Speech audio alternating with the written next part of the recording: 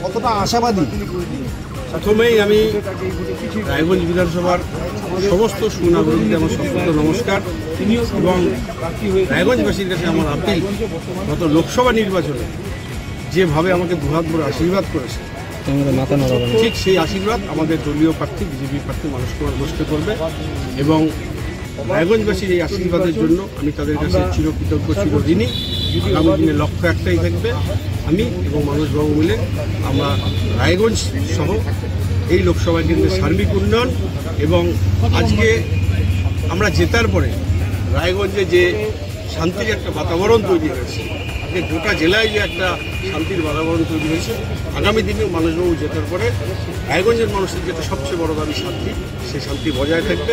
রায়গঞ্জের মানুষ বলছেন যে 2017 সালে যে পৌরসভা নির্বাচন হয়েছিল ওরকম একটা হওয়ার আশঙ্কা তারা দেখছে এবং চোখে মুখে তাদের ভয়টা একটা উঠে আসছে। কি মনে হচ্ছে আপনাদের?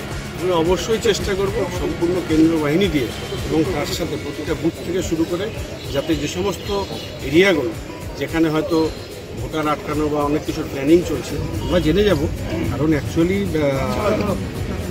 আমাদের যে অপোজিশন দল, সেই দলের লোকরা কিছু লোক তো অবশ্যই আমাকে হেল্প করে জিতে গেছে, আবার কিছু লোক আছে যারা দলের খবরগুলো আমাদেরকে দিয়ে দিচ্ছে।